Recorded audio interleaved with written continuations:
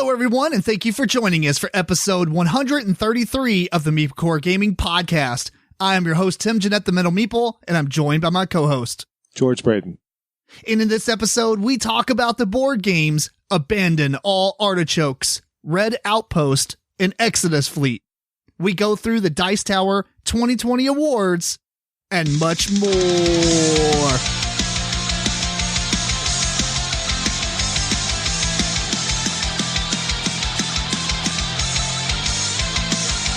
Alexa, ask a random question. Here's a question for you. If you were transported 400 years into the past with no clothes or anything else, how would you prove that you were from the future?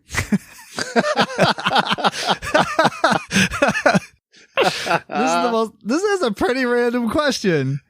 Why do I have no clothes? Yeah, why? I guess so you can't identify just by wearing a t-shirt, you know?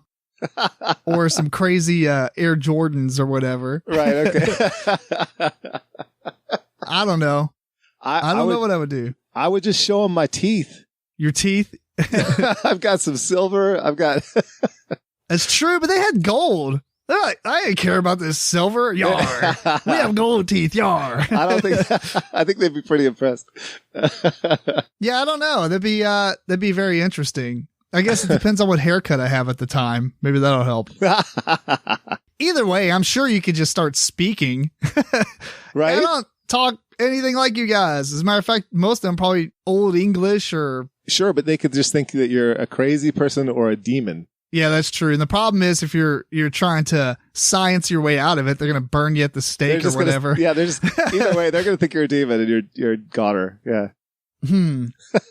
That's very interesting. I don't know how you would prove that. I mean, I guess you could start, it would have to be over time. You would have to do things and only certain people would believe you. Otherwise, they're just going to think you're smart. I think you and I would be in a lot of trouble because it would just be Native American tribes around here and we wouldn't know their languages at all. Well, let's just determine that there's no language barrier. Okay. Because either way, I mean, as long as you don't just get slaughtered for no reason, that would be the first thing that would happen. Yeah. Right. You can at least learn the language over time, right? You don't have to, you'll struggle through learning the language, but at the same time, it's going to be a long road to try to prove that you're from the future. Yeah, it's an interesting problem to prove that you're from the future. But then the next question is, why are you trying to do that? Because Alexa said so. Okay. I mean, it's an interesting way to, conversation piece, right? What would you do? Not even what would you do. Here's a weird thing that you would have to prove. The only thing I can think of is start doing some kind of predictions. 400 years ago is 1621. I mean, you got to be pretty specific, though, because it's not like you're going to live forever. About 150 years from now, guys. I can tell you exactly what happens in 400 years. But, yeah, my knowledge of history, other than that. And the problem with that is you start saying the wrong thing and then it gets out and then the people don't do what you said and then now they don't believe you and you changed history. That's true. So now you're double screwed. I don't know. The only other thing I can think of is if all my hobbies revolve around computer stuff.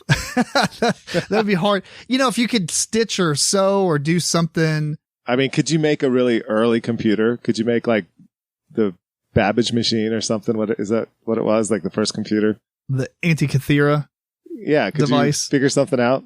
Yeah. The ENIAC was the first computer, but the first quote computer was the Antikythera device, which was on a ship. But it was just a bunch of gears and stuff, but it calculated the stars and where everything was, planet alignments and stuff. Well, yeah, it would be a whole lot easier to prove you were from the future. Well, for you and I, if either of us were engineers. Right, because then you could try to build something or just build something really impressive, yeah. Man, that's such an interesting question. Build a hang glider. It might be a little bit easier if you were in the moment trying to do something. Yeah, I don't know. That's really crazy. What would you guys do? Send us an email, MeepleCore@gmail.com. Poorly equipped for this. My knowledge of sign language isn't going to help me a whole lot. No, right, because they're just going to be like, this person's making weird gang signs, kill him. No, not gang signs, but he's summoning the devil. He's summoning the devil. That's exactly. Burn him at the stake. Anyway, what you been up to since last episode? Exactly nothing. Exactly nothing? Yeah. Have you been playing any more of that co-op game? Yeah. Oh, yeah. Kat and I, we've been playing Origami a ton. Yeah, we love that game. And I think we're at the last level.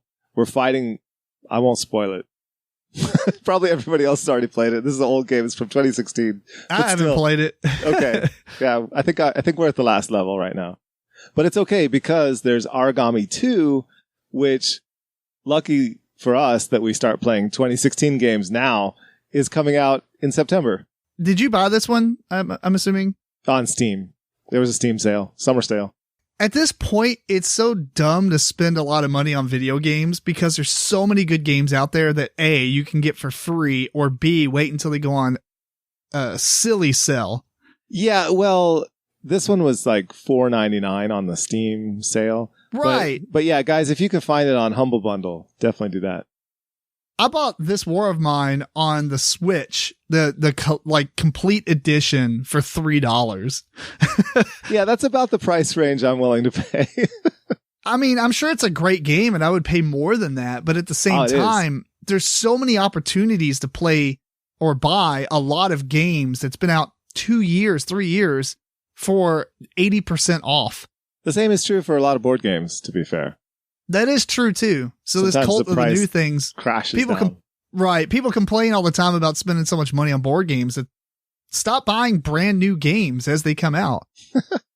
Well, don't stop because we like these publishers. We want to give them money. Yeah. Sometimes the game is totally worth it. Yeah. But you can buy old games. You can't. People act like they're allergic to buying games that's been out for more than 3 years. I don't know. Do they have some kind of fear? Are you going to be made fun of? It's kind of like, this is a weird thing, but it's kind of like that meme I saw where the guy's sitting next to another guy in the bathroom at the urinal. And he's like, I gotta pee. He's probably thinking, why is this crazy person not peeing? What is, he can't pee when there's other people around. Like, I know everybody's kind of thought that, but no one ever thinks it about other people. Like, it's just a thing, you know, right? It's like people are worried about something that's not true or ever going to happen. Right, exactly. So my point is, I'm assuming no one is ever going to make fun of you for having an old board game. Exactly. Unless it's a really bad game and you like it for some inexplicable reason. If you got like a top 10 list and Monopoly's number 1 and you got all these other designer games, I mean, you're going to get some eyeballs and you know, shrugs and like, what? Yeah, but even then, who cares? It's your list. Right. I mean, like what you want to like, but my point is there's so many good games out there. You don't have to be spending $300 on every Kickstarter collector's edition that comes out. So yeah, with minis that you don't even need. Minis are sweet though. Anyway, I haven't been up to much. I've been debating on playing Final Fantasy 14. My brother kind of started playing it, and I did play it once on the PlayStation 4. Is that that's the newest one? Yeah. Well, it's the newest online one. I mean, 15 came out and 16 is coming out soon. But Final Fantasy 11 and Final Fantasy 14 are both like World of Warcraft MMORPGs. Oh, okay. The other ones are like single player, play it on your console type of deal. Yeah, this is like a lifestyle game. Correct. And I've been wanting to play it. I did try it out on the PlayStation 4 for a little bit, had no one else to play it with. So that dropped off after a couple of hours. Now that he's playing it, and it's free up to level 50 or something. Like the base game is free, except for you can't do certain things unless you buy the game. Like you can't just randomly talk to people or put stuff on the auction house type of stuff. Yeah. But it's enough for me anyway, to start playing it and see if I'm going to enjoy it, which I'm assuming I will. But I'm not excited about a $15 a month subscription fee at the end of when I'm done playing the freebie stuff. Oh, for one game. Right. It's just like WoW and the other games where it has a subscription, you know, not like Destiny where you buy the game and you can play it whenever, but they do keep up way more content and stuff. And apparently it's absolutely amazing, but you gotta love like rating and things like that and harder games. Okay. To really enjoy it. That's really, $15 is not that much, because if you're getting a living card game or something like that, then you're easily spending that much every month when they come out with a new pack. Right. I don't consider $15 that much. It's just the problem is, at least at this point in my life, it's really hard for me to sit down daily and make use of it. And if I don't, then I feel like I'm wasting that money. Okay. Right. Because I have kids. Sometimes I fall asleep because I'm old. Or I have other things I want to do. Like maybe I got to edit the podcast or, do other things. So when it's the kind of game that requires you to grind and just do little tasks and duties and stuff, like I don't have time for that. Right. It does have a lot of that, but at the same time, it's really fun to do that stuff. But it is, early on, go kill 10 of these, go collect these things. And that kind of thing exhausts me. Yeah. I'm excited though. On top of that, Steven Gibson from Arcane Wonders, we had him on the show, maybe a couple months ago. Yeah. I talk to him all the time anyway. We play games with him and stuff. He started playing Phantasy Star Online 2, which I have downloaded, installed, and was ready to start playing it, but I hadn't, because then Outriders came out and I took a break, or not a break, but I took a step back from other games, played Outriders, and I haven't went back to it. But I have played all the other Phantasy Star Online games. So Phantasy Star Online and both the Phantasy Star portable online portables on the PlayStation Portable. And I really like them. They're so good. And apparently this one you can jump. So I know nothing about this. Is this like a platformer? So good. What is it? It's not a platformer. It's kind of like a Diablo style game. It's futuristic. So you have guns and things like laser guns and stuff. And you go to like these different planets. I don't know about 2. I'm just speaking the other ones. But you go to a planet and here's a mission. Go kill this boss. And you go through just like a randomly generated dungeon and kill the boss. And you go back and you do it a whole bunch of times. Tons of loot, things like that. Okay. It looks kind of dated, but in comparison to the other Phantasy Stars or JRPGs, it looks fine. So it depends on what you're looking for out of it. Yeah. Yeah. Anyway, I'm looking forward to trying that too. So that's cool. It is only co-op. Yeah. I don't know if it even has PvP. This one might. I don't believe the other ones did. Okay. I'm always looking for good co-op games, so. That's fair. Well, other than that, earlier today, I got a download from a game called, I don't even remember, but I signed up for it a couple months ago on the iPhone. I think it's called Punisher. Punishins? I don't remember. I'll get back to you on that. Okay. The last thing I do want to mention, though, is a slight update to my Res Arcana comments from last episode, because I did play it again with Eric, 2 players. Right. And I believe it is one of those games that really rewards you to play it a few times. I could see that, because you have to really know what those artifacts are and you're passing those back and forth. You got to know those. It really helps to draft. For the most part, I felt like if you don't draft, you could get a lot of random cards that you don't find useful together. But you make use of it, I guess, if you look through the cards and play, know what's in your deck before you begin. I don't think my opinion changed that much. I enjoyed the last play that we did. However, I do believe that the game is very not deep, if that makes sense. Replayability, you are kind of getting the same stuff going every single game, doing the same kind of stuff. You're just getting stuff and turning it into other stuff. Yeah, and the cards don't do all that much different, so I enjoyed it. I don't know if it's necessarily one I'm going to buy, but I am interested in what the expansions do. Try out the expansions, because there's one coming out, I think, soon. There's already one out, and I'm wondering if that will add a little bit more to it. Yeah, well, it should. So overall, I don't hate it. I'm going to play it on Board Game Arena, and I might check it out when, with the expansions and maybe buy it. Yeah, it's nice that it's on BGA, so you can just really give it a run through several times to see how the replayability is. Right. It's fast on BGA. It's super fast. Yeah, especially 2-player. I think it would be super fast. There's another game I played that I bought recently. I played it a couple of times in real life, and then I played it a bunch online on BGA. It's called Draftosaurus. Oh, yeah. Have you played this? No, but we've talked about it, and it looks great. It's so cute. It's really fun. Yeah, all these Theron, little dinosaur meeples. Yeah, Theron really liked it. For some reason, he destroyed me and my mom when we played it with them. And I didn't even help him. Wow. So maybe I'm not giving him enough credit because I say, yeah, just do it here. The only thing I told him was when you roll the die, if you never played the game, basically you get 6 dinosaurs and you're drafting one and passing the dinosaurs to the left and you got to put them on your board.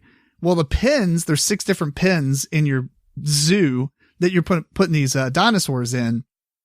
But the one player is rolling a die and it tells you kind of where you can place them. The caveat is the person rolling the die doesn't have to abide by it. Wow. So they get to ignore the die, but it might say like, put it in the woodlands, which is like the top 3 pins, or put it in the bottom 3 pins, or put it in the left 3 pins, or the right 3 pins. Right. So it could really mess you up. Right. Or put it in a pin that doesn't contain a T-Rex, or put it in a pin that doesn't, like, it's an empty pin. So things like that. But it's kind of neat that the person rolling the die is immune to it. And each time you draft, you'll draft one, everybody roll the die, put it somewhere, pass all the dinosaurs and the die. So every time you draft, the die is moving. You draft those 6 dinosaurs, you draw 6 more, do it again. And then at the end of the game, after all those have been drafted, you score each pin differently. Like maybe this pin has, a progressive scaling, but it has to have all different dinosaurs. And there's another one that has the same dinosaur or like pairs of dinosaurs, So that sounds like it would be sort of challenging for him to figure out the scoring. Well, yes, but apparently no. Like, I don't think he's really sitting down and thinking, oh, this is like 3 more points than this, but he's thinking, oh, I'll go for this. And he goes for it and tries to put things there. And if it doesn't work out because maybe he needs a dinosaur that he doesn't have in his hand at the moment, he'll go for something else. And he actually stayed within a few things. Yeah. Because you can't draft and put in all the pins because I think your score will be too low. But he focused on the right things and actually understood, like, I shouldn't put another one here because it only requires 3. I shouldn't put this one here because it requires 2 of each. That's things awesome. Like that. Good for him. So, yeah, it worked out. The only thing that I had to tell him was each time the die was rolled, I'm like, here's the pins that you can put them in right now. Okay. And he caught on like later in the game, which the game is only 15 minutes. As a matter of fact, on BGA, it's about 4. It is not a long game at all. And on top of that, you play it twice. You play it on the front board and you flip it over to the winter board and play it. Okay. And that's how BGA does your scoring, or at least I think so, because I'm not premium right now. So I have to like join other people's games and I never set the game rules or anything. Okay. Well, anyway, enough about this. Let's hop into some news if you're ready. I'm good. All right. The first thing is Epic Games Free Game Thursday. They have Obduction, which I'm actually really excited about. I knew nothing about this game. I know nothing about it. This is from the creators of Myst. Oh. Did you ever play Myst? Yeah, way back in the day. Yeah, and I really wanted to play it. So on my iPhone, this is like within the last 3 or 4 months, I had downloaded the real Myst, which is the one where you walk around. Right. And I was like, man, this is so dated. But I wanted this escape room / exploration game, you know what I'm saying? With puzzles and stuff. Right. And I kept going back to Myst. And I was thinking maybe I'll just play Myst because I hadn't played it in so long and I really enjoyed it. But I couldn't get over the fact that it was just kind of dated and stuff. Anyway, this is more of a modern game made by the same people. So I'm looking forward to it, and it was free. So even better. Yeah, I'll pick it up too. Sounds good. Speaking of games where you're exploring and walking around and solving puzzles like Myst, there was a game that Kat and I played in addition to Origami, and we've played halfway through it, but it's called We Were Here, and there's 2 characters in different locations. You're not with each other, but you're communicating via a walkie-talkie, and you have to communicate in order to solve the puzzles because you each have different bits of information that the other one needs. Can you just communicate through Team Discord? Sure. Yeah. So, I mean, basically that same thing. You might as well do that. Yeah. Okay. Yeah. That way you don't have to push V or whatever it is every time. So stuff like, oh, I see a pattern on the wall. Let me read it off to you. Oh, okay, right, cool. Because you need to know that information to solve your puzzle. Yeah, exactly.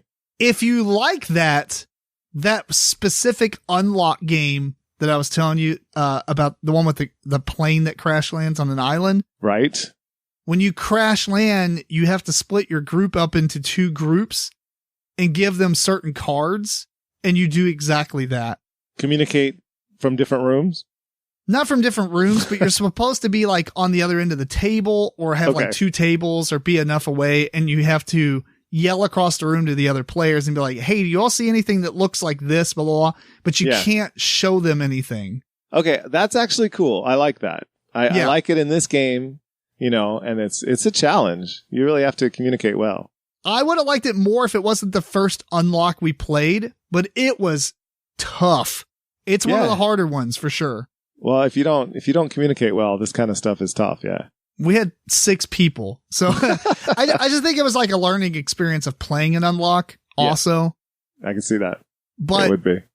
Even though the game probably would be okay with 2 people, because I don't even know if you can play it 1. I think the box does say 2+ or something. Well, yeah, you can't split yourself up and. Right. Yeah. But I would say 4 players. 6 might have been too many. I don't like playing unlock games with more than 3. Yeah. Well, I don't know why. Maybe it's just the format, but I'm enjoying this format of We Were Here better than I did the unlock games. And there's several others that there's We Were Here 2 and We Were Here Forever, different We Were Here games. So that's pretty cool. And this is a video game, right? Video game. Yeah. Sorry. Yeah. Well, the other game on the Epic Games free game Thursday is Offworld Trading Company. It's a real-time strategy game that's it's kind of like a Civ game, but it's highly focused on economics, I guess. And it takes place I guess Mars is populated and Earth and Mars are trading, and it looks kind of boring to me. It sounds terrible. But I know a lot of people who would be interested in that style of game. So yeah, check it out. Either way, it's free. So at least add it and download it and delete it afterwards if you don't like it. There you go. It sounds vaguely similar to a game that we might be talking about later on this podcast. Fair enough. You got some Kickstarter news. Let's go over those real quick, and then we're going to go over the Dice Tower 2020 awards. Yeah. So the Kickstarters for this week that I'd like to mention, I've got 3 of them. One is On Mars Alien Invasion. So this is an expansion to Vital Lacerda's On Mars. And this one looks really good because not that this is my style of game at all. He's designs heavier games than I care for, but I like what he's done here. He's got 4 different modules that you use in the game in series, and each of them introduces a different situation that you have to solve, some of them together. The first one you're not solving together. In the first situation, there are Martians that are attacking the colonists. So you have a 1 versus all situation. One player is the aliens, and everyone else is running their Mars colonies just like normal and trying to deal with the aliens. So that sounds interesting. And then the next 3 modules are all cooperative scenarios. One is an infection that is spreading throughout the colonies. One is there's resistance. The aliens are there, but you're living kind of peacefully, and yet there's a resistance of aliens that are causing sabotage and problems. And then the last one, I can't remember what the last one is. There's something, you have problems with aliens anyway, but you're working together. So yeah, it takes this really heavy Euro game and then adds the co-op element. And I might actually be interested. I definitely want to check it out because I like co-ops. So it might draw me in. Did you ever play On Mars? Nope. Doesn't sound like my kind of game. That's fair. and I'm saying that just because of the designer. And maybe that's not very fair. Because he's had lots of designs and I've skipped a lot of them. So maybe he has become my kind of designer and I just don't know it. But I know he's got a reputation as being rather a heavy designer, and I don't particularly like heavy Euros as a rule. No, that's fair. It'd be worth checking it out at least. Oh, yeah. Yeah, I'll definitely check it out for the sake of getting into the co-op aspect of it. If it's a heavy co-op, that sounds actually kind of cool. Okay, so that's the first one, On Mars Alien Invasion. And the second one to mention is Spire's End Hildegaard. So this is another iteration of the Spire's End game, which is an adventure card game, which is a game where you are going on an adventure by choosing your path, but then, rolling dice and doing things to determine what happens during the game. And in this one, you really have to just go on Kickstarter and take a look at the art. This one, he wanted to make a game that was not as bleak as his first Spire's End, not as evil, not as I'm not hitting upon the exact wording that the author used, but it was something along those lines. He said he wanted to make a more warm and sort of endearing game, and the artwork is spectacular. Just go and take a look at this art and see if this is the kind of game that you might be into, because it could be worth it just for the art. Really great style. Okay, so Spire's End Hildegaard. And then Bantam West is the third one. This is a wide open, sandboxy Wild West game. And we've had a couple of those in the past. There's Tales in the West, or whatever that one was called, and the Superior Spurs. But this one is another one of those, and it's getting a lot of buzz. It's got that same idea. You're in the West, you could do whatever you want, and there's little mechanisms to do all of it. So check it out. It's a big, sprawling Wild West game, and I dig the theme. So those are the three that I'm checking out this week. Fair enough. I do like that. I like the Wild West stuff. I don't think I've played enough board games in that theme. Yeah. That's probably one of my least played themes, and I need to rectify that. Yeah, we need to. We've said this before, but COVID, darn you, COVID. We need to play Spurs together. It's a great game. All right, fair enough. You ready to go over the Dice Tower 2020 awards? I'm ready. All right. Well, full disclosure, I actually vote in the Dice Tower awards. So I won't tell you all the games I voted for on each category, but the way it kind of works is we will say 3 games, and then that gets weighed against like all the other players, all the other award nominees or whatever.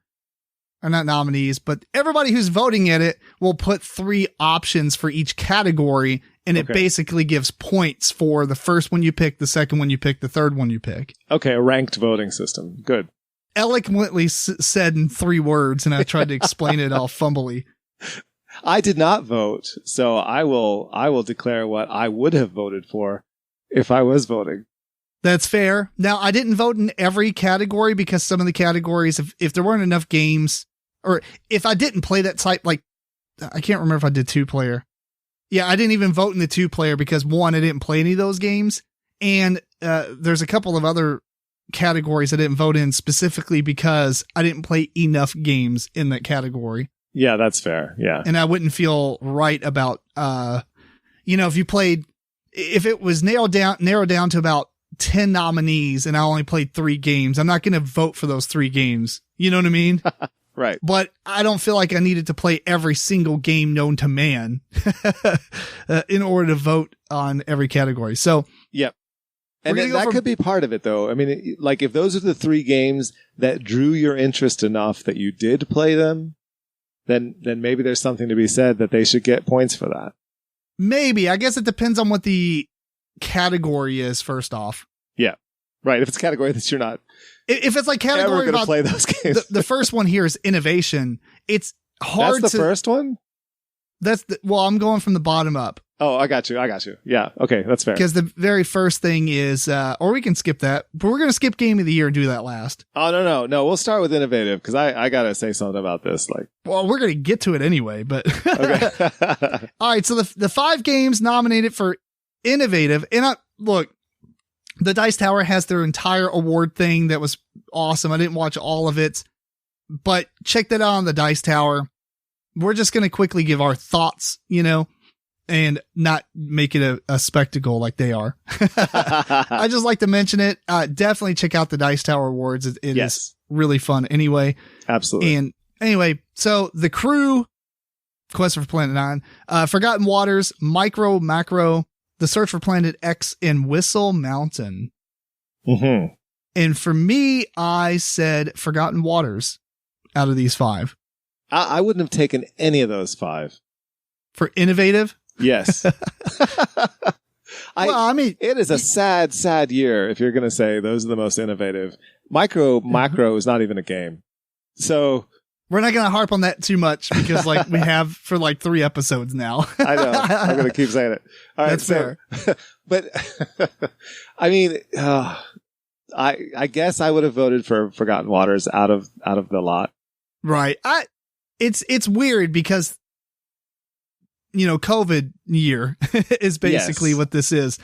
And it's a really interesting year because, one, it would probably be the best year for innovation if you really think about it, but it's really hard to plan to release a game that's super innovative during a pandemic.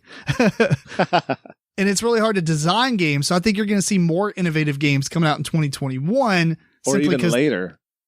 Or even later. It just depends on how long it takes to design it because the designers had a lot of time in 2020 to really hammer some stuff out. But I don't know. That's right. Maybe they can't playtest stuff. Yeah. Could you write in your own or did you have to go with the nominees? So the way the Dice Tower Awards work is in the beginning, there's what's called, well, I don't know if it actually has a name, but we have all the people actually start nominating games themselves. Like, okay. I nominate this, whatever. It ends up being this massive list, and that gets narrowed down to the 5 that are nominated. Okay. Wingspan. The 5 Wingspan expansions.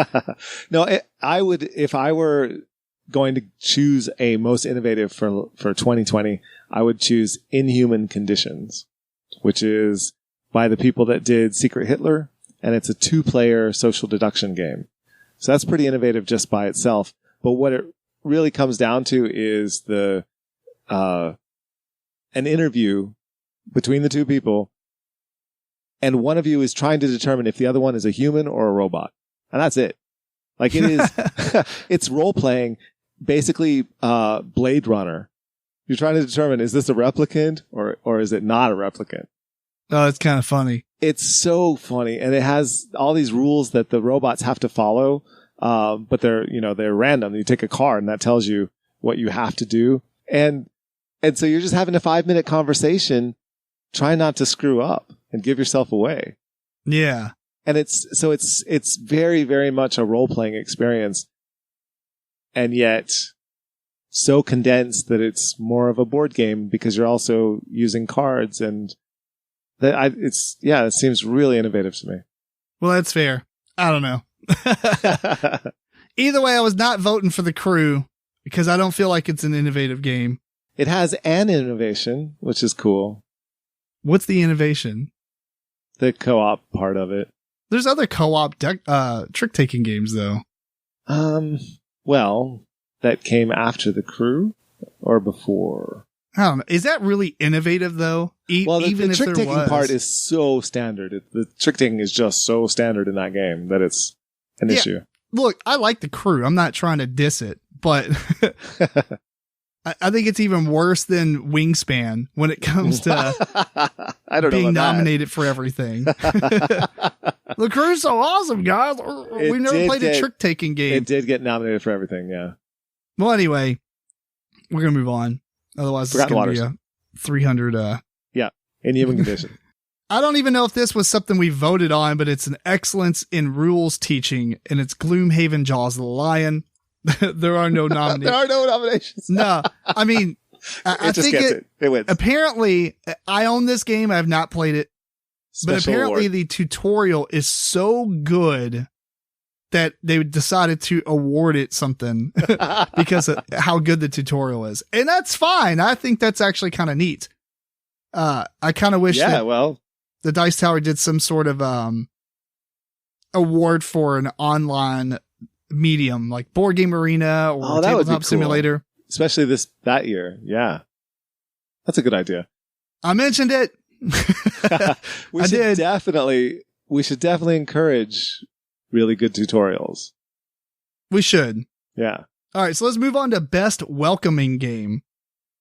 And the nominees for that is Calico, Isle of Cats, My City, Scooby-Doo, Escape from the Haunted Mansion, and Trekking the World. What does this mean? Best welcoming game?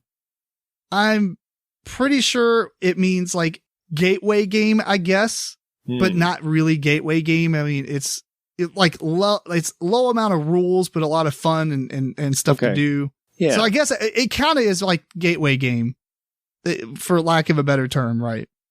Well, I'm happy with the winner. If you'd like to announce which one of those was the winner. Did I even announce innovation? The crew won the innovation. It did. This one is the Isle of Cats. Yeah. For best welcoming game. Super welcoming.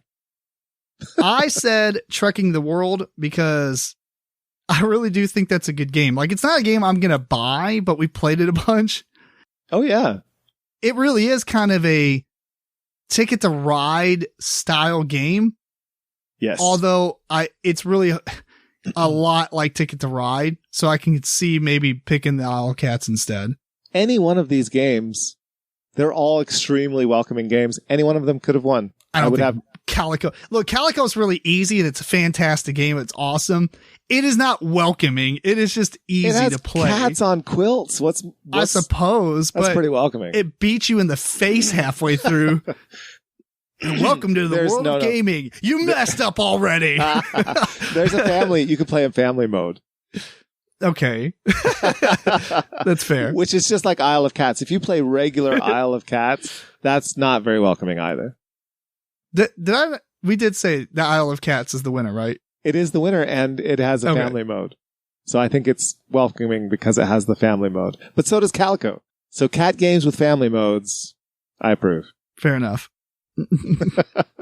All right, best 2-player game. I skipped this in the actual awards, but the nominations are Cosmic Encounter Duel, Curious Cargo, The Fox and the Forest Duet, Imperial Struggle, and Undaunted North Africa. Right. Oh my God. Can't speak on this episode, apparently. I know what I would pick. What would you pick? I would pick Fox and the Forest Duet. Fair enough. Another trick-taking work-together game. I have not. There you go. See? The crew. Innovative. Anyway, I was just messing. Curious Cargo is really the only one out of these 5 I actually want to play, but I wouldn't be opposed to playing any of the other ones. Well, probably not Imperial Struggle. I'm not much on like Civil War and kind of war games like that, but I just went with Fox and the Forest Duet because it is co-op. You're working together and the others are all in your face, take each other out. That's a biased way to award something. I agree. But I had to pick somehow. That's fair. I think Curious Cargo looks the most interesting to me, but I wouldn't say it's the best of the 5. It's just the one I would want to play first. Gotcha. All right, so the next thing, best theming. Dune Imperium, Forgotten Waters, Mariposas, Pan Am, and Super Skill Pinball 4Cade. The winner is Forgotten Waters. And so well deserved. Yeah, out of these, let's see what. Yeah, Forgotten Waters. I mean, Pan Am, whatever. I mean, I guess if you liked Pan Am, I don't even know how it makes this list. I don't. The airline. Yeah, I did not pick that. Dune Imperium is a cool theme, but it's really hard for me to pick theming when it's already an established IP. Like, it automatically disqualifies it for me. It's like you didn't have to work for that. Yeah. Right. Like, why would I pick a Star Wars game and put it in here? No. I don't think that's like... I see what you're saying. I think that Dune Imperium is a poor choice because you don't feel like the factions of Arrakis when you're playing that game. And we talked about that in our review of the game, where I think that the original Dune did such a well done job of making you feel like you're part of this world and you're actually part of that faction. Yeah. This is just taking the same theme and just pasting it on in some ways that kind of... You have one power because you're that dude. You have like one thing, 2 things maybe you could do. Whoop-de-doo. It's not even a good power. That's it. And then you're deck building and yeah, you get in the same cars as everybody else. Now, if you didn't listen to that episode, I actually enjoyed Dune Imperium pretty well. But the theme of Dune did not make me want to go see Dune or go read Dune. No. Playing the original Dune game, or at least the Gale Force 9 version, made me want to. I downloaded all the Dune books because we played it. Yeah. Oh, that's cool. Downloaded all the, because they're like free to get now somewhat. Wow. Ebooks or whatever. We live in a golden age. We do. But my point is, if I played Dune Imperium, I didn't feel like I cared about the Dune world. I played Dune, the board game, and was like, wow, maybe I should actually start reading these books because this was pretty awesome. Yeah. And they're good books. Yeah. They are. Yeah. So I'm looking forward to it. Anyway, point is, I don't feel like, Dune it did a poor job at it and it's already established. Forgotten Waters, man, the piratiness of that and the dialogue that went into that, the writing, fantastic. Yeah. Super Skill Pinball 4K is pretty cool because there's not a lot of board game pinball themed games. So it did pick a very unique theme, and that's my second choice. And I don't even know what I put my third. I did put Dune Imperium because I didn't care about the Pan Am or Mariposas. Sorry. Mariposas might be a good game. Butterflies don't ring a super awesome theming to me, honestly. You don't feel like a butterfly when you're playing the game. That's fair. Like, I don't feel like bees would win a theming award. You know what I mean? Or right. Yeah. It's pretty abstract, honestly. Right. So anyway. So I'm assuming we're both doing Forgotten Waters there. Forgotten Waters, definitely. All right, best strategy game. We've got On Mars, Beyond the Sun, Lost Ruins of Arnak, Praga Caput Regni, Dune Imperium. But just real quick, just to make sure we mention it, the winner of theming was Forgotten Waters as well. I'm not doing a good job at this, am I? Go watch the Dice Tower Awards. And the winner of this one, the winner of the best strategy game is Lost Ruins of Arnak. There we go. I got it out there. Well done. For me, I actually put Beyond the Sun before Lost Ruins. Oh, wow. And I really liked Lost Ruins of Arnak. Yeah, that shocks me, actually. A lot. The only reason I didn't put Praga ahead of that is because it is incredibly long. And I felt like there's more choices in Beyond the Sun in comparison, even though the choices are kind of very similar, if that makes sense. Yeah. What would you pick out of these? 'Cause this is definitely not your category, but go ahead. It is not my category, but I have to say I did enjoy Praga Caput Regni. I would also say I enjoyed Lost Ruins of Arnak more. So I would go with Lost Ruins of Arnak. I agree with their choice. That's fair. For me, I think, even though I like Beyond the Sun, and I actually like all these games, except for On Mars. I have not played that. Right, I haven't either, yeah. But out of those four, I would almost be okay with any of them winning because they are good games. Yeah. So, yeah. Yeah, strategy game, that's a good category, for sure. Yeah, it got some really good nominations there. Best solo game, I'm pretty sure I skipped that. Yeah, I did. The 5 that were recommended... We'll complain about best solo here in a minute. Dune Imperium, The Dwellings of Eldervale, Lost Ruins of Arnak, Super Skill Pinball 4K, Under Falling Skies. And what won? The only one of these that is truly a one-player game, and that is Under Falling Skies. Yes. And so, that's a good choice. I'm not a big fan of nominating games that are 1 to 4 players as a best solo game. Right. That's not helpful. I agree. Maybe if the solo game is tremendously different, I can kind of see. But I mean, like Super Skill Pinball, I'm pretty sure you play it alone and you play it identically. Yeah. What's the point? Yeah. I don't remember, not that I've played it solo, but I barely remember reading the rule book and reading the solo stuff. I'm pretty sure it's just the same game. Lost Ruins of Arnak has this like slight solo player stuff, which I think came out later. I don't even think it came with the game. No, it was later. You're correct. So I don't know. I think there should be 2 categories. There should be 2 categories. One for strictly solo. It is, you can only play it 1 player. And then another category for multiplayer games with a solo mode.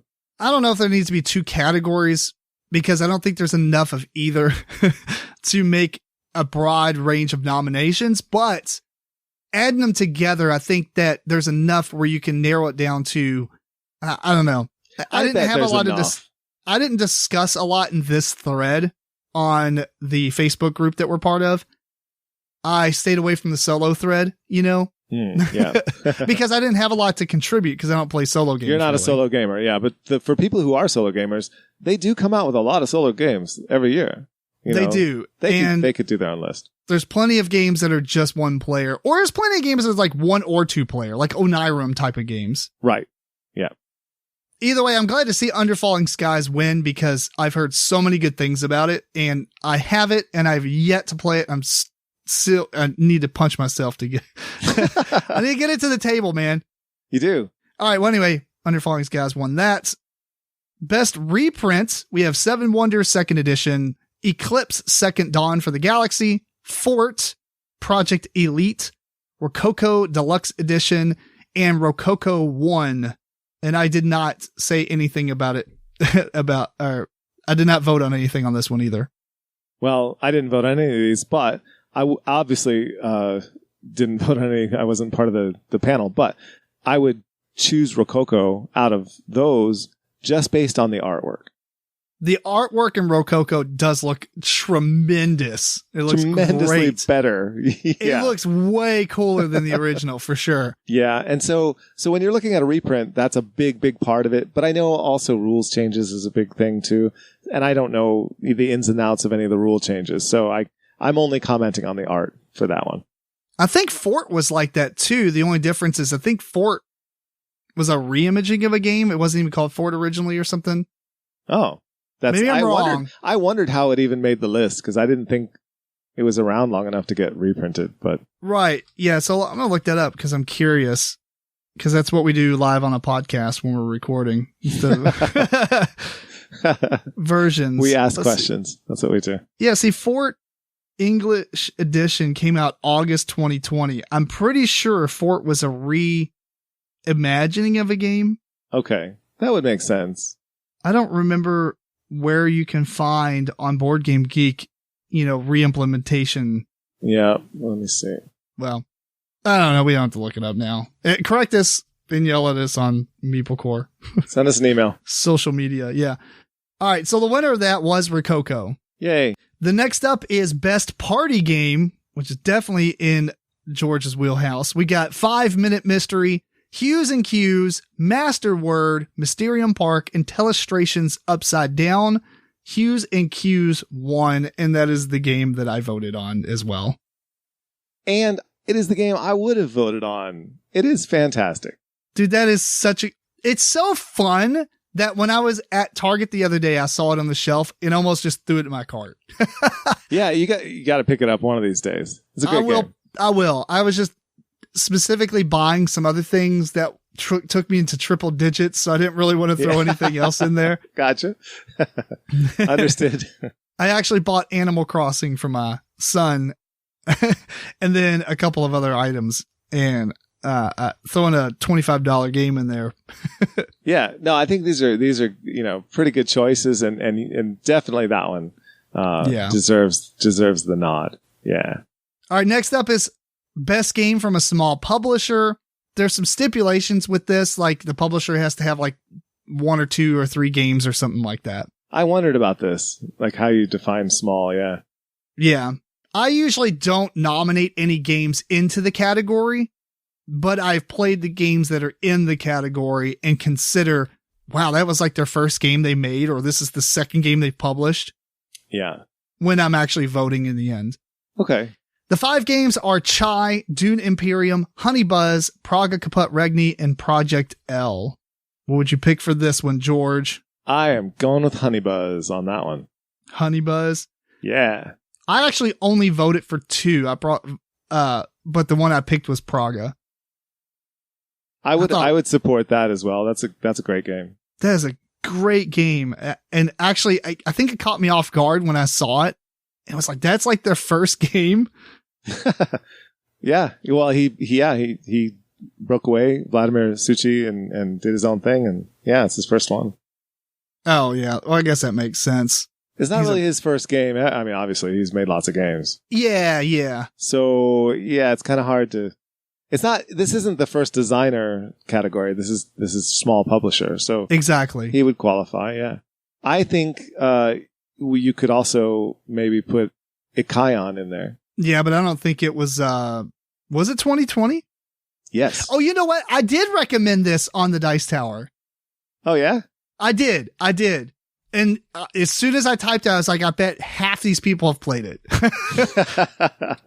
I don't think enough people have played Ikayon. Fewer than half. Oh, dude. Yeah. What happens is people post like the games and stuff and give thumbs up to the ones they, like, I agree with that, instead of just going back and be like, Praga. Yeah. Because the way Facebook is, so you just kind of thumbs up the ones you like. Okay. No one really thumbs up Ikayon. That's sad. It totally would have won this award, but what did win the award was Dune Imperium. And it should have been Honeybuzz. Well, realistically, Dune Imperium winning this. Who designed that? Let's see. The people who do designed it? I don't know, but the publishers are the ones who do all the Clank games. Gotcha. That's what they do. They do deck building games with a board. That's fair. Yeah, he did do all the Clank games and stuff. But I mean, that's pretty good design. Yeah, I like that. Yeah, well, they've got deck building games with a board down. They're doing what they know best. All right, next up is best game from a new designer, and you have Beyond the Sun, Chai, Endangered, Fossilis, Lost Ruins of Arnak. Yeah, I've got to go with Lost Ruins of Arnak. That is such a good game for your first design. It's spectacular, really. Yeah. I actually picked that and Beyond the Sun and Fossilis. And they're coming out with an expansion already, which presents a new board that has, the track that you move up on the side, different tracks for that. And that's the one weakness the game had, I feel. And so they've already addressed that. It's tremendous. But either way, Lost Ruins did win. So yes. Shout out to, Dan Halstad, who made Bees. That was his first design. And that's quite a great game. Sweet. Best expansion. We have Chronicles of Crime 1400, Parks Nightfall expansion, Spirit Island Jagged Earth, Unmatched Cobble and Fog, Wingspan, Oceania expansion, and I'm happy to announce that Wingspan did not win, and instead Chronicles of Crime 1400 did. Look, okay. I don't hate Wingspan, but if you're a longtime listener of the show, you know what we're doing. I didn't vote in this category because I haven't played a single one of these expansions. And I don't even know where to begin.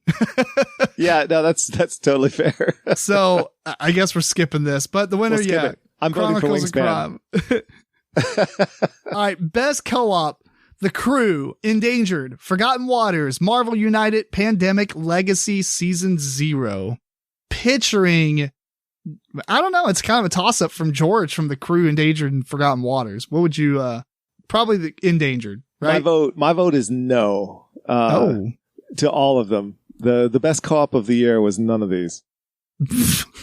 We're just talking about this award. Oh. The winner is, The Crew, though. Right.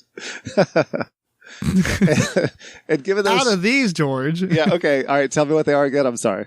The Crew, Endangered, Forgotten Waters, Marvel United, Pandemic Legacy Season 0. I would probably have to imagine, I haven't played Pandemic Legacy Season 0, but I imagine it would be that one. That's fair. Just based on the other Pandemic Legacies, Right. Pandemic, I mean, is a good system. If I remember correctly, that one's the reverse of instead of having the viruses break out, like the outbreaks, you're trying to do it like in reverse, I guess. It's some kind of a spy theme. Sounds cool. Yeah. Maybe I'm thinking of... I do enjoy Endangered. My only problem with The Crew being the best co-op is I'm not a big fan of co-ops where you can't talk, even though I do think The Crew does it well. Yeah. I can see why The Crew won. It's a good game. It's a good game. Everyone can play it. I've played it 100 times,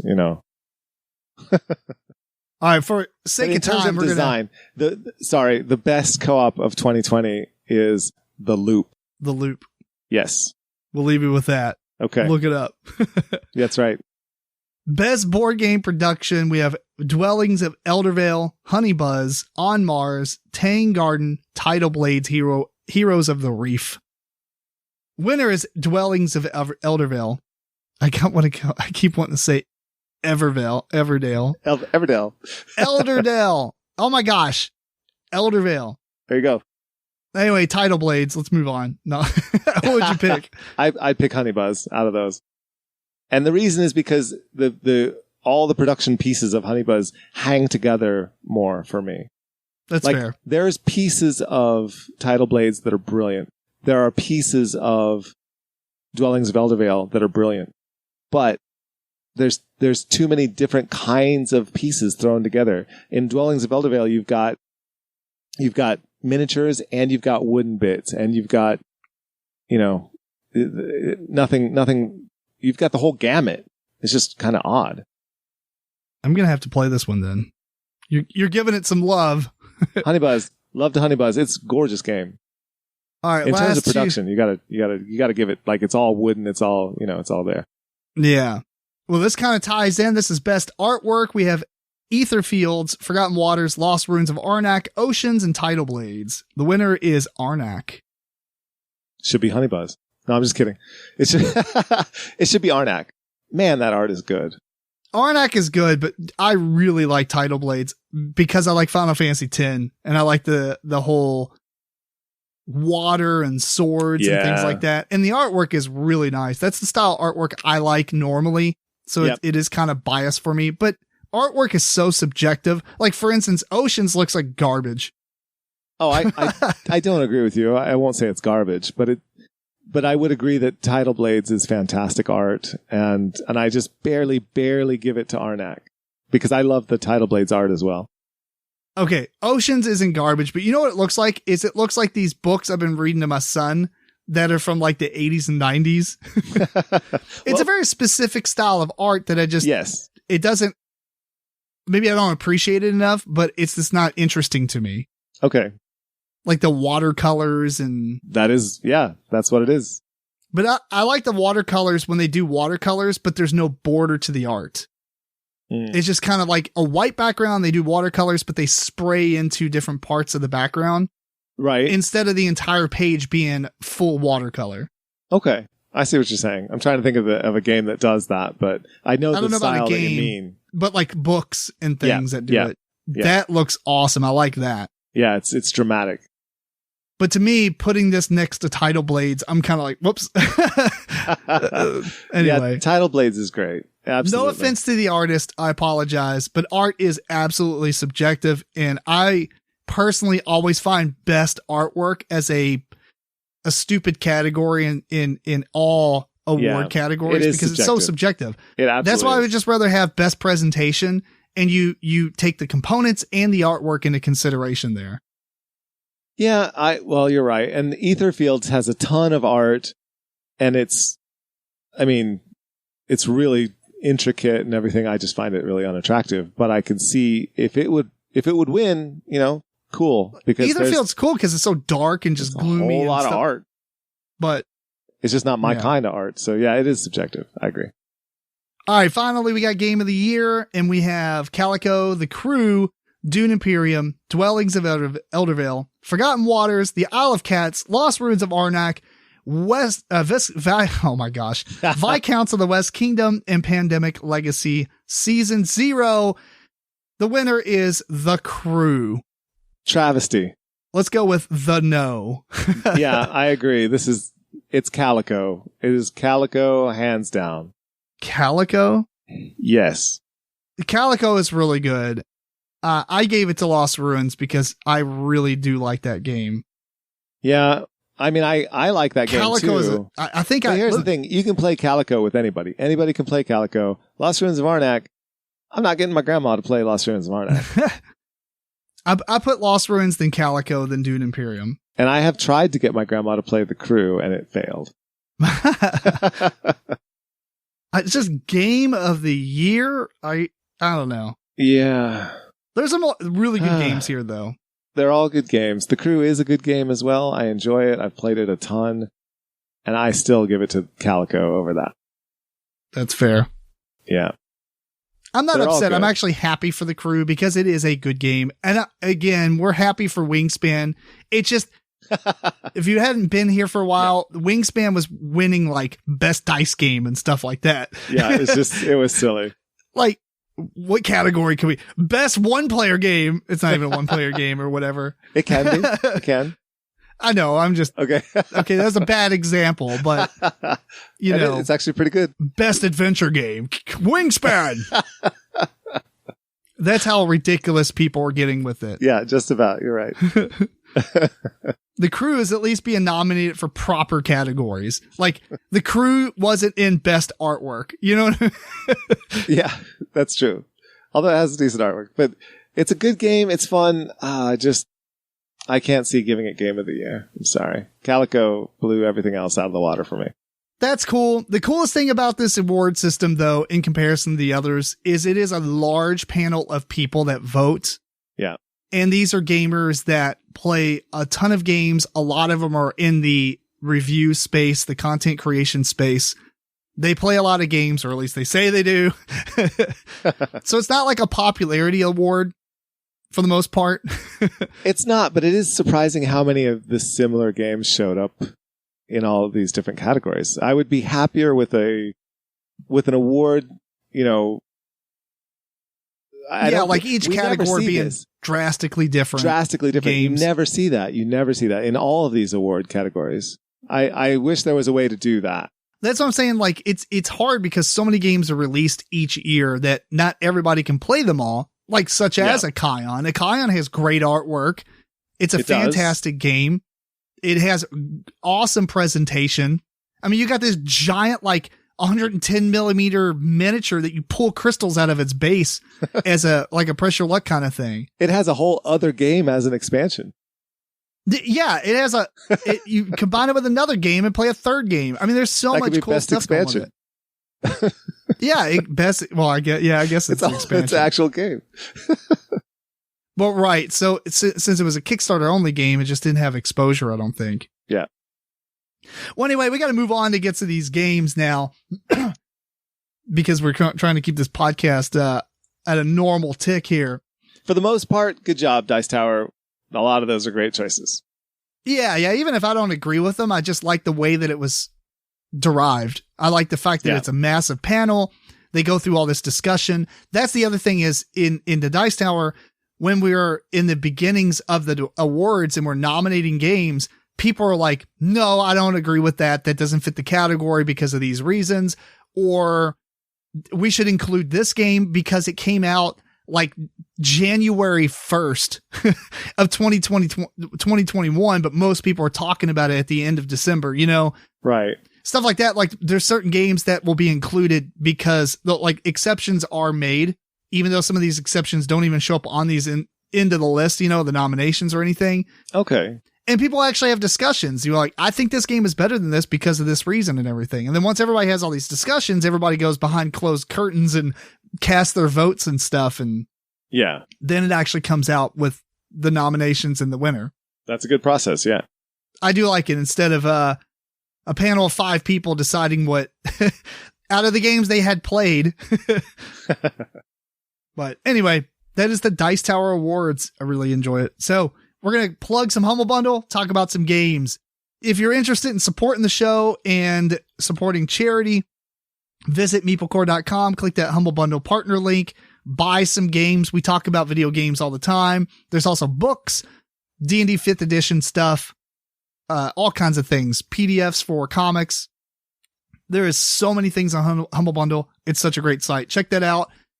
And let us know if you use it. Just send us a MeepleCore@gmail.com and I'll give you a shout out because that'd be awesome. Anyway, we got 3 games for you this week it is Abandon All Artichokes, Red Outpost, and Exodus Fleet. First up on this episode, we are talking about Abandon All Artichokes. A 2020 release. Scramble to get rid of a bumper crop of artichokes. A bumper crop? That's what it says. What is a bumper crop? All right, tagline. Keep going. The designer is Emma Larkins, the artist is Bonnie Pang, and the publisher is Gamewright. In agriculture, a bumper crop is a crop that has yielded an unusual productive harvest. The word bumper in this context comes from the usage that means something unusually large. I suppose it's because you start with 10 cards of artichokes in your hand. So that's all you've got. Bumper crop. A bumper crop of artichokes. And your entire goal of the game is apparently you don't like artichokes and you want to get rid of them all. That's it. Hence that you want to abandon them. That's what artichokes get. Anyway, it's a real simple deck building game where, again, you have a deck of 10 cards, all artichokes. They have no special ability. You start with 5 cards in your hand, and there are 5 cards on display in the middle of the table with a deck of cards. On your turn, there is no purchase cost to any of these cards, but it is a deck builder. So at the start of your turn, you're going to grab a card from the display, put it in your hand, and then play all your cards out of your hand, including the artichokes, which don't do anything. You just put them face up. Cards will do stuff like pass 2 cards to the player to your left, or everybody does it, or take a card off your discard pile and put it on top of your deck, or I'm trying to blank on what compost an artichoke and do this other thing. Yes. So there's not that many cards, but there are a bunch of different cards. Was there like 8 or 9 cards? There's not. Yeah, I think 9. I'm not entirely certain. Right. At the end of your turn, you'll discard whatever you hadn't played, basically artichokes, and you will draw 5 new cards. And at that point, if you have no artichokes and you have 5 other crops, you win the game. Yes. So either you've composted all your artichokes, or you've just gained so many other cards that when you drew, you got 5 with no artichokes. Or you got incredibly lucky. Yeah.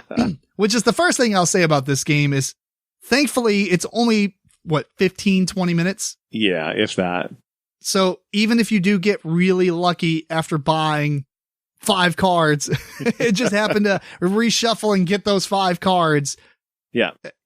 There is that luck factor to the game. Obviously, there's a slight advantage for first player just because they have the first opportunity to do all this. I don't think it's that big of a deal. It's not. Yeah. No, it's fine. But the only, I don't know. I think it's fine. The only thing I will say is the box sucks. The box is a tin and it's shaped almost like idea. A circle with a flat bottom. An specifically to be displayed standing up. Yes. And looking like the head of an artichoke. I guess I never noticed that, but yes.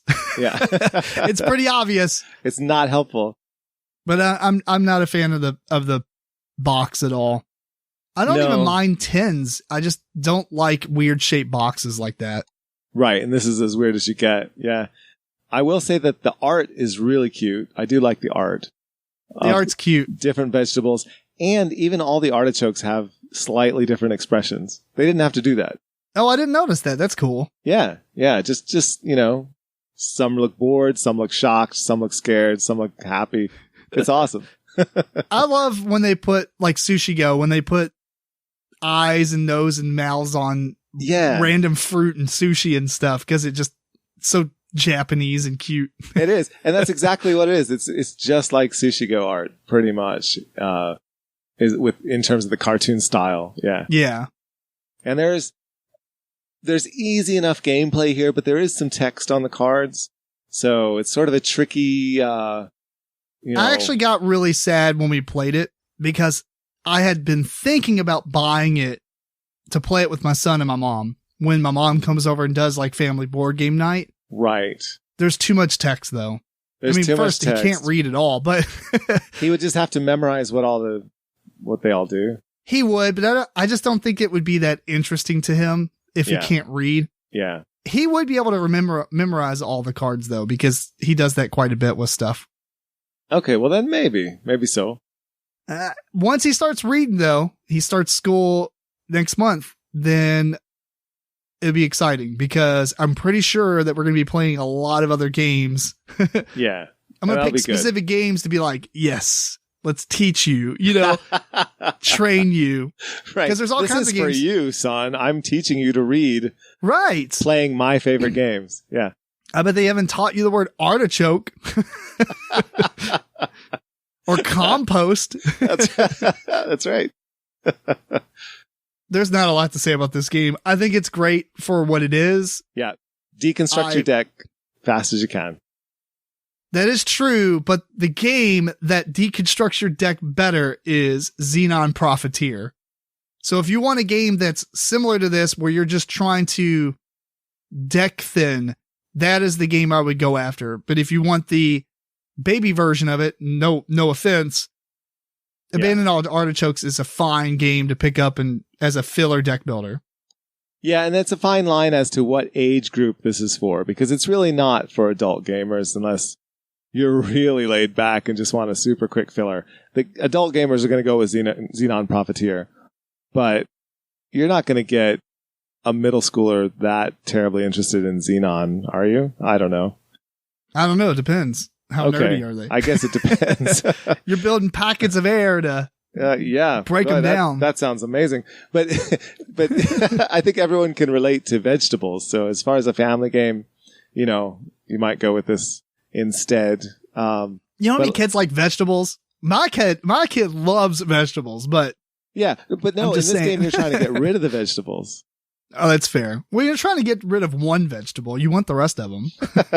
Maybe the other cards should not be vegetables. Maybe they should be like ice cream and junk food, and you're trying to get rid of the vegetables. Oh, there you go. I think they missed a trick. That's how you appeal to kids. Yeah, they missed a trick on that one. I think the interesting thing is, for adults, you'll play it once or twice. Okay, cool. We experience that.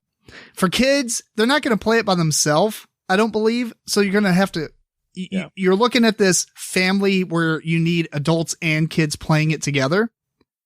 And there's like a small age range of kids that would be interested into this. Yeah, but like I think it's really going to hit for that group though. It is really going to hit like the 8 to 10 year olds or 8 to 12 year olds. Yeah. It probably is going to be a really big hit. Yeah. This is a good game. But then if they're playing games like this and they get a couple years older, they're going to want to play like an actual deck builder. Like you might be able to just teach them Dominion at that point or whatever, Ascension or whatever. Clank. And they'll just like that stuff better. But this is a great gateway for that specific audience. Absolutely. Yeah. Specific. I promise I said specific. I don't like when people say Pacific. The Pacific audience. Yeah. My ocean audience. So anyway, that's it, right? There's not a lot here. Very light, very easy, very filler. Very filler. Good stuff. Yep. I recommend it. If you see it real cheap, might as well just pick it up, even if you play it a few times. Yep.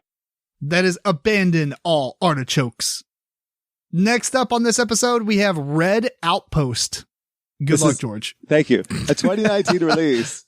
And you'll see why he said that in a moment. It's a worker placement game in an off-world Marxist utopia. Can you keep the workers happy? The designer, this is why he said good luck. I'm just going to spell it for you good people. Was it Roman? Well, the first name is Roman, I would assume. The last name is Hryhorryk. So. Hark. We'll go with that. And I believe this is his first design as well. So that doesn't help me in figuring out how to say his name. It is. This could have won Best First Designer of 2019. Anyway, the publisher is Lifestyle Boardgames Limited. And there's some artists. There are some artists. I skipped the artists. The artists are Irina Pechenkina. Yeah, I'm not doing well. And let me try it again. Irina Pechenkina and Maxim Suleimanov. Okay. We'll go with that. I think you did pretty well. I'm a 6. Anyway. From the Russian judge. I'm not going to go over. Yeah, do what? 6 from the Russian judge. I'm not going to go over all the rules of this game, but basically it's a worker placement / area control game where the players are going to collectively control these 6 workers and move them around on the board to the different worker placement spots. Collectively, so George, because it's a Marxist utopia, and Marxists do everything collectively. Yes. It's like communism, the worker placement board game in a different planet. Theme, people. It is. So one turn, George might move the miner, and the next turn, I'll move the miner type of deal. Yeah. Whoever moves the person, though, will put a disc on their portrait that's printed on the board, and that portrait also shows how happy or sad the worker is, from -2 to +4. And those are actually victory points at the end of each day. And the game is played over 2 days. Each day consists of 5, I guess, sections, like early morning and then main day, and then lunchtime, second main day, or the afternoon or whatever, and then late in the evening. Yes. And each of these, you're going to be moving 1 or 2 guys. It's interesting because some rounds you might move 2 guys, some rounds you might move 1, whereas other players will move more, but throughout the whole game, you're going to move the same amount of guys. We'll more on that in a little bit. Yeah. When you move a worker, though, and you go to a space, that space is mostly made for a specific worker to go there, I guess. Like, for instance, there's the farm, and if the farmer goes there, they don't suffer any kind of bad attitude for it. They don't suffer like the -1 to their mood. Yeah. However, but they do produce whatever's on that space. So like wheat, and the wheat will go into the storehouse or warehouse or whatever it is. And this is also collective from all the players. Any time a worker creates one of the 4 resources, it goes onto the storehouse in the middle of the board, which is also space that you can go to and use those resources to up the happiness of one of the workers or whatever. Yeah. So I won't go over like every space, but I'll just go over most of them. There's the farm that does that. There's the shepherd place or whatever, the pasture that allows you to get wool. There's the palace. When you go there, there's ways to get these crystals because it's on a different planet. And these crystals you're going to build a palace out of, and it has like a spot for each player, and you're going to put your crystal there. It's effectively another area control space, because at the end of the game, whoever has the most crystals there will get 4 points, then 2 points, then 1 point. Right. You get glory for building the palace to the Soviets. Yeah. There's your crashed spaceship. I guess it's crashed. Yes. And you can go there to harvest a card. You'll flip out a card and it'll give you something.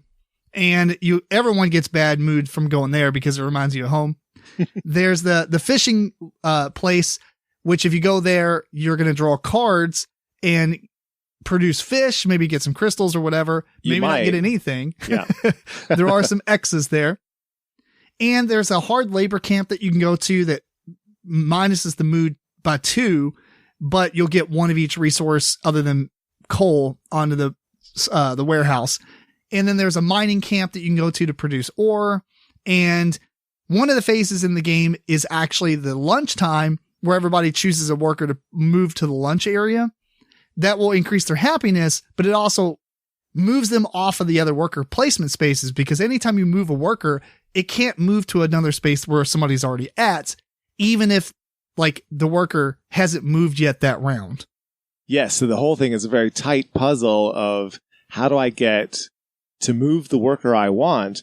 Because when I move the worker that I want to move, I put my influence disc on that worker. And at the end of the game, whoever has the most influence is going to get points for their mood if it's positive. Yeah. But also, where can I move them to? Because all of these worker placement spots are getting filled up by the other workers. And so there's so much interaction when players, anytime they do something, it can really change your plans. Exactly. The last thing I'll mention, and then anything else we'll just mention as we talk about it. But you also get there's 2 cards you can start with. This is like an optional rule for experienced players, but you get 1, I guess, character ability and 1 location ability. Yes. And those will do different things. Like anytime you take this action, gain this benefit, or maybe you can do this twice when you go there, things like that. Yeah. So, all right, George, let's go. Let's start with you. What do you, give some thoughts on this, and then we'll bounce back and forth. Okay. So this is I guess a light to medium weight Euro. Would you say lightweight more so than medium, I guess? That it might be medium like just because it's rather unintuitive. Yeah. The fact that you have this communal group of characters that you can move and the fact that you have communal goods. You do however, when you produce goods, when you have someone go somewhere and produce goods, you get to move on a rondelle, and every time you go all the way around the rondelle, you get points for that. So you're the one sending them out to do the work, and therefore you are contributing to the glory of the Soviets, and you get the points when you get around that rondelle. And that's sort of what drives the points in the game. Honestly, I think that is by far the biggest thing to focus on. I don't know, because the mood of the workers, that can give you 4 points for one worker. That's huge. So no one's going to let it get to 4. No one's going to let it get to 4. They're just going to throw them at the hard labor camp, and that drops back down to 2 or whatever. That's true. That is absolutely part of the game. You have to see what people are trying to go for and really mess with them.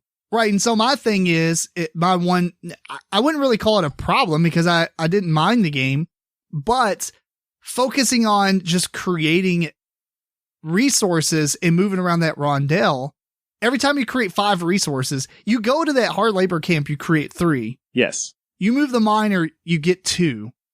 Right. If you take him to the mine. Yes. Now, obviously, you can't do that many times, but that's one rotation. You get 2 points plus a crystal that you can then use to get the 4 points from the palace at the end of the game, or they're worth 1 point for every 2. And so I felt like if I just focus on that, I'll do really well, because I don't have to worry about people really messing with my influence markers. But even so, you're still getting influence markers on the characters over there, because you could do stuff to mitigate where your tokens are and stuff, and cause other people to be screwed by your actions that you were doing as well. Absolutely. You want to send somebody who has somebody else's influence on them to the hard labor camp, and that stitches them up by moving their mood down twice, and you produce 3 goods by having them work all day in the hard labor camp. Yeah. So you get the credit for that. So I'm okay with this in terms of the theme. It's amazing. Yeah, right. It evokes a theme, like satirically, like nobody can get too happy in Soviet Russia. You know what I mean? Yeah, like exactly. The theme is spot on. It's great. It really is pretty good. But the way that the game works is this very sort of complicated, how can I set myself up in the future, so that I can make a move that is that impactful for myself, Right. And there's little moments like that you take advantage of in the game, and only a few people maybe will seize upon it. And that's what will swing the score in the end. Yeah. The only space in the game I didn't really care for was that rocket ship space. Yep. Because it just seems like there's really no good reason to go there. I agree with you. The problem with the rocket ship is, yes, you go to the rocket ship and you can get goods. There's quite a few goods in there, but your mood is going to go down by doing so. So that's okay. Send somebody else that you don't like to go do it. All right. That's fine.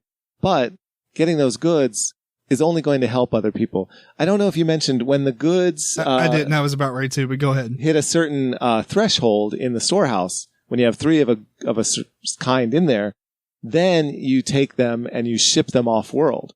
When you do that, you get 1 point the first time you do it for a specific good, and then the second time you get 2 points, and the third time you get 3 points. So timing, but not just you though, and huge. that's one thing I was going to mention that I didn't like about the game. Yeah, because you go in there and you put 2 ore, and I come and snipe it and put the 3rd ore, and I get that bonus points. That's right. Somebody else goes and does it. I go and snipe it. I get the bonus points. But I've gotten the movement on the rondelle for putting in the 2 ore, right? I mean, that's fair, but... And maybe you get 1 point. The next time there's 3 ore that comes up, I snipe it and I get 2 points. True. It's a delicate balancing act as to, there's a lot to look at and think, what is my best move? Because am I setting somebody else up for something that's even better? So the communist game has a little bit of capitalism there. Capitalizing on situations. That's right. Because at the end of the day, you want to be the one who is running this colony because you are, selected by the proletariat as being dear leader. Yeah. And if you're the one who's given the best commands, then that'll be you. So what do you think about replayability on this, since you played it multiple times, right? Yeah, I've played it multiple times, and I've enjoyed it every time I've played it. Okay. And I have not even used the replayability, which comes in the game. Every time I've played, I've gone with their suggested setup for beginners, where... Because it's different people, I guess, each time that you played with. Yes, that's right. Exactly. Okay. I keep playing it with beginners, which is fine. I still don't do well at the game. I'm still trying to figure out how to do this well. But there are spaces in the morning that you can't go to, and there are spaces in the evening that you can't go to. And so in the setup, in the regular game, it'll be all the production spots that you can't go to in the evening, and places like the beer hall and the spaceship and the administration office that you can't go to in the morning. And there's so much theme in this game. The administration office, when you go there, you can put in a report on somebody and move someone's influence disk from one person to another. so you're tattling basically on somebody, and that makes the bureaucrat, their mood goes up regardless. So it's perfect. But so the replayability of the game comes where you can randomly or by decision place those morning markers and evening markers that block places off at the spots that you like or that are different, and it'll make the game quite different, I believe. Yeah. So there's that. And then there are all those cards that you mentioned where you get a person power and a place power, and those will make the game very different as well. And your mixed feelings on this, or how do you feel after this game? I still have mixed feelings about them, because like there's some that are obviously better than others. Some are clearly better than others. Some get used more often than others, and have the potential, I think, to be used more often than others. There's one where if you move the fisherman, then you get to move anyone else from anywhere to anywhere on the board. You don't do their power, but you just move them. And if you're an experienced player, you just ruin somebody else. That's right. Yeah. And that is massively powerful, know. So things like that, I think, are part of the reason that I have a list of house rules to introduce into this game. And I expected nothing less. With the house rules, I think this is going to be a really high game on my list. Just because of the ease of play. I'm not saying it's easy in terms of knowing what to do. I'm still terrible at it. Like, intuiting where to go and what to do, I'm not good at. But really, it's just worker placement. You take a guy, you move him there, you get a thing. And you do that over and over, and then you're done. So the game isn't hard necessarily. And it plays very quick. It's usually under an hour. With 4 players, let's say an hour and 15. But players who know the game, I'm positive could get it under an hour, even with 4. I would agree with that. Yeah. So I there's a lot that I really like about the game, but there are a number of house rules that I think I'm going to play with. If you want to, I could tell you, or if you have more you want to talk about the way the game is set up. The problem with these cards is the fact that you might get cards that are more powerful than others, and you also might get cards that sort of work together. And somebody else doesn't. It doesn't seem like there's enough to hand out multiples and have players like choose between 2. Right. There's only 1 card for each character in the game. So there's 6 character cards. That's it. Yeah. And so maybe in a 3-player game, you could possibly do that. You could. Yes. Yeah. And this game is probably better at 3 players anyway, just because of the very strange way that, we didn't get into this, the way that the turn order I mentioned goes. it slightly. Yeah. Yeah. What happens is in the morning, everyone moves 1 person, and then it becomes the daytime. And in the daytime, all the characters get used, regardless of how many players are playing the game. Yeah. So if you have a 4-player game and there's 6 characters to be moved and used, 2 people are getting to go twice, and 2 people are getting to go once. But then next main phase of that day, it's like the opposite people Yeah, it'll come around. It'll come around because the first player marker moves every phase. And so then the lunch phase, everyone moves one person. Then the second day phase, everyone moves 6. Everyone gets moved. And then the evening phase, everyone moves one person. So it seems really weird. But as the game goes along, supposedly it works out. Now, right. We haven't sat down and mathed that out. That may not be true with 4 players. I've heard the criticism. So it may be best at 3 for that reason. But I have a house rule because for then this. everybody's moving 2 or 1 all the time. Yeah. No, that's fair. I'd like to play this again with 3.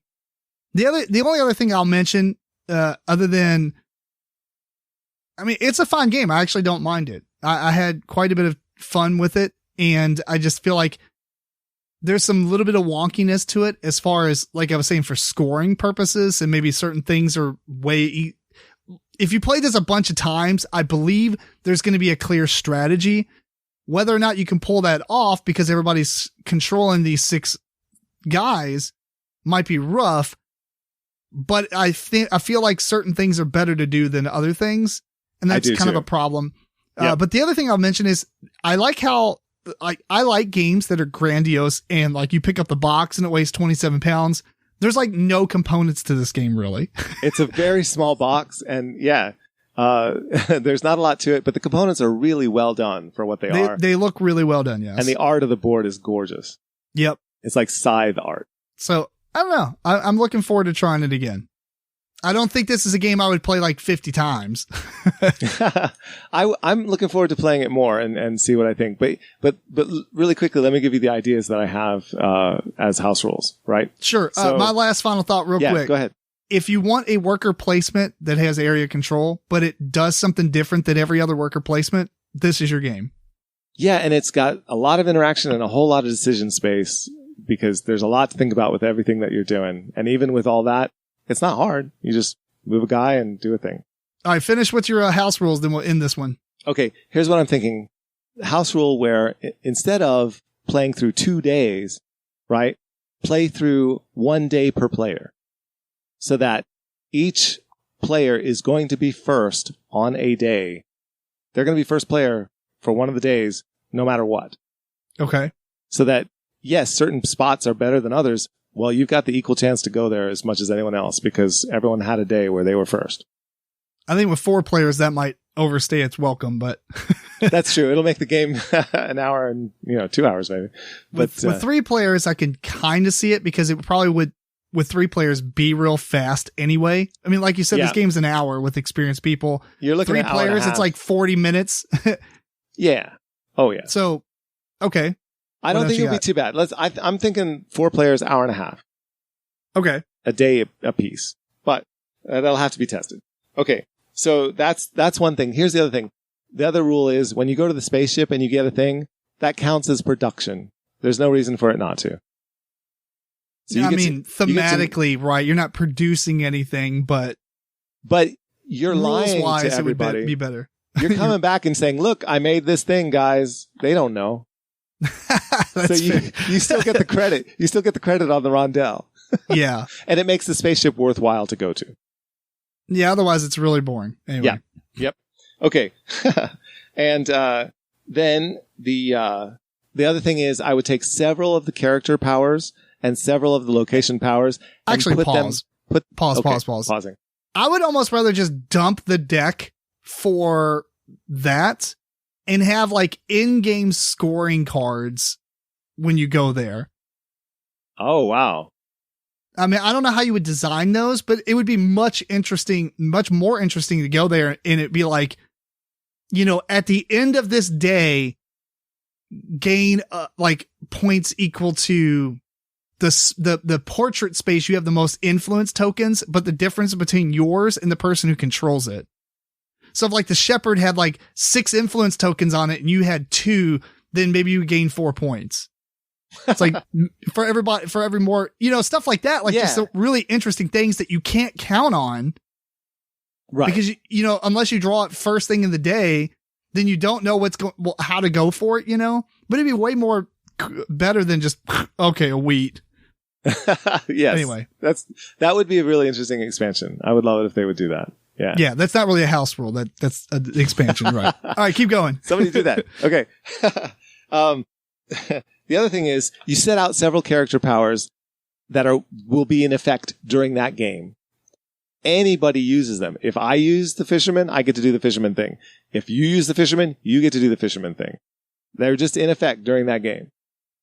So locations and character powers, a couple of each, and they're just more replayability, more variability in the game because that's just a rule that is in effect. It's not your personal power.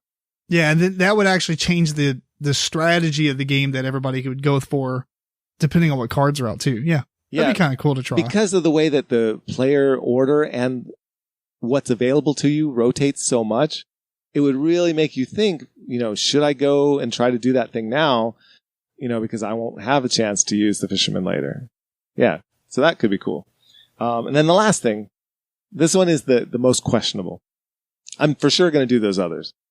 This one I'm going to play with and see how it works out. But the idea that you play through the first day and you get points for the influence on the workers, and then you clear all that influence off and all their mood goes back to 0, that doesn't sit well with me.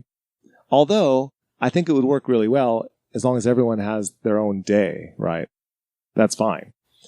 But here's the thing. In between the days, between day 1 and day 2, the goods that have been produced, they still stay in the warehouse.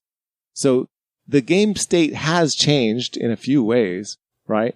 So the idea that everyone just goes to bed at night and gets up the next day and they're completely cool with you sent them to the mine yesterday. They've totally forgotten that, that's, I'm not sure that's thematic. I think, what if when the day changes, whoever has the most influence on a person, you clear off all the discs except for one from the person who had the most influence on them. They stay on one disc from that person. They remember you. You're the one that made them do the most. Yeah. So they remember you a little bit. And their mood doesn't go back to 0. It just goes one step closer to neutral. So if you're positive, it goes down 1. And if you're negative, it goes up 1. Like the night's rest, it does something good for you, but not everything. I think that the influence or the mood values go up and down pretty far throughout one day. So it's okay resetting those. But I do agree that I would even just leave all the influence markers on there. Well, there aren't enough influence in the box. You'd have to buy more discs. That's fine. Okay. I just think that would be cooler. Yeah, so they just remember everything that's happened. Well, there might be a runaway leader in that case, though. That's probably a runaway leader in the game already. To a degree, anyway. Yeah, well, I'm going to play around with this idea and see how it goes. But that's the next one I'd like to try, because just having everything just start all over, although it does work, especially if everyone has one day where they are the first player and whatnot, I just want to try it with this as well. But I'll for sure do those other things. And that's my changes to Red Outpost. But for me, they're changes to an already really good game. All right, fair enough. Well, we're going to wrap this one up. That was Red Outpost. If you like George's ideas, post on Board Game Geek under the variants or rules or whatever it is, the forum for it. Yeah, try them out and say what you think. Some of these ideas are ideas that came from Board Game Geek. They're probably already in the variants there, or maybe in the comments that people have said. So they're not always my ideas. My idea, the one that I haven't seen, is taking those cards and putting them out and then having them communal. It's like a collective. Everything else is communal. More thematic. Let's have the cards be communal. but communism. Yeah. Everybody gets to pick this one. All right, fair enough. There we go. That is Red Outpost. Last up on this episode, we are talking about Exodus Fleet. Exodus Fleet is a 2017 release. There is no description, Tim. We're going to have to add one. Oh my gosh. There's no little thing. So, let's see. Bid and build. Let's just keep all the B words. Okay. Bid and build and buy. And bid, buy, and build to blast off. Too bad survival points. That's the name of the victory points in the game. We need a B for that. So yeah. Maybe put like players bid on actions to build ships to, what are you actually trying to do in the game? I forget. You're trying to save the people. Yeah, you are. To I don't know, survive. I don't know. To build ships to evacuate the most tribes. Okay. Wait. If you're not familiar, we anytime we review a game and that does not have a tagline in BGG, we make it up on the spot. So thanks for coming along with this adventure of ours here. This is fun. How about okay. Players bid on actions to build spaceships to evacuate the most tribes. I was going to say off-world to safety, but there's not enough space for that.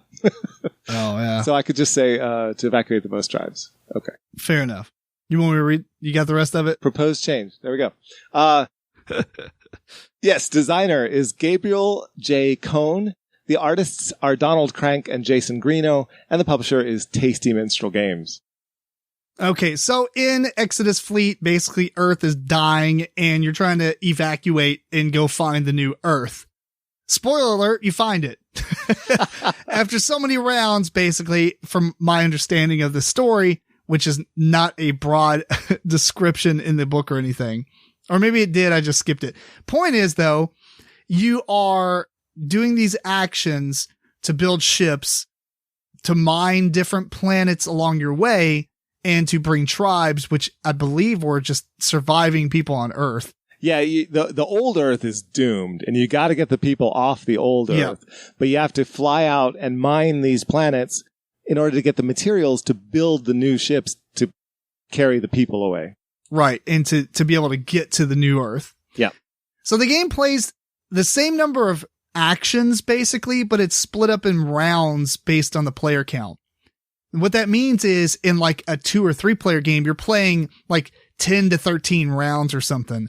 Whereas in a 5-player game, you're only playing 6 rounds, but in all, it equals the same number of actions because you're always involved in the action that other players pick. Yes. So the way the game works is one person's the admiral. They're going to choose one of the 5 actions available. There's only one action you don't bid on. Otherwise, you bid on them, and then you resolve that. They pass the admiral token to the left. That player's the new admiral. They choose an action to do, except they can't choose the one that was just previously picked. So if I pick income, George can't pick income. Yeah. So he can pick build a ship. And then the third player will pick income because you can switch back to it. You just can't do the same action twice in a row. So the 5 actions work like this. The first one's income. You start with 1 ship, but you'll get more as you build them, but they have an income value on there. That's how much money. It's called XUs. We're going to call it money. That's how much money you get that you're going to be using during the bidding phase. The other 4 actions actually require a bid. And the way that works is the player to the left of the admiral. So I say we're going to mine this planet. George is to my left. He would bid first, and he has to put a value. He has to take the cards out of his hand. All the money is cards in this game, and puts them face up in front of him. The next player has to do the same thing, but there's only 1 round of this bidding, and every bid must be unique. So if George bids $6, the next person has to bid 5 or less or 7 or above. And you can go down, and it matters because once all the bids are placed out, then the admiral bids last. Then what happens is we will determine who the lowest is, and they get excluded from this action. Whoever the highest bidder is gets the best version of the action, and then the other players get a variant of the action. Usually it's like less powerful or whatever. The mining action, there's a planet out there that has like a top row of resources, a middle, and a low or a bottom. So the player who bid the most will get all the resources from the top row. And then whoever bids the second most gets the second row. And then depending on the player count, there might be a third row person, or maybe like even in a 5-player game, 2 people get that middle row. And then 1 person gets the last row. There is 3 other actions. There are the tribe action, in which you will, the better you spend, the more tribes you can hire. On your ship, on all your ships, you have these little squares. Some of them are purple squares. They can only hold tribes people. So more on that in a little bit. You have to spend resources to buy them. There's the build a ship thing, which there's no benefit to, or the main benefit of going first, and that is picking the ships because there's only so many available at a time. It's strange. The word tribes and tribes people, we're not talking about like Stone Age tribes. It's the people of Earth. It's like factions of Earth. But they do call them tribes. I don't know why. They do. So whoever gets to build first actually gets first pick on the ships to build. And then everybody else kind of goes in order. There's the action that allows you to draw cards basically from this deck, and there's single use actions or whatnot. And these cards, usually they have a power that you can use them for, like maybe it gives you money or maybe it gives you a discount on building. And then there's also, like the ability to discard it for a resource. Yeah. And that sounds less powerful, but actually it's worth doing sometimes. Oh yeah. When you need the resource, those cards are sort of my favorite part of the game. They're thematically, you're exploring space and you're just going out and you're just finding a thing. Yep. So those are the actions. You will keep doing this until halfway through the game. And again, that, like in a 5-player game, that's 3 rounds in, but in like a 3-player game, it's, I don't know, 7 rounds in or something. I don't remember now. Yeah. Without looking at the board. Halfway. But it's roughly the same amount of actions in total. And so halfway through the game, there's a scoring phase in which your tribes will give you 2 points apiece. Your faction ships, there's 4 different factions, maybe 5. I think there's 5 different factions. They have a symbol, and you will get points based on how many of each faction you have the most of. So like one ship will give you 1 point, 2 ships will give you like 3 points, and then 5 or 7. You know what I mean? That's like progressive scoring. And then, your neutral ships are just worth a value. Some of those neutral ships have some kind of special ability, like this is worth this many points for every military ship you have or whatever. And then you'll keep playing until the end of the game, and then you'll score the same things over again, except for tribes are worth 3 points now. So tribes that you get early on are worth 5 points in total throughout the game. And, your faction ships, you're going to double up on points of them if you get them early.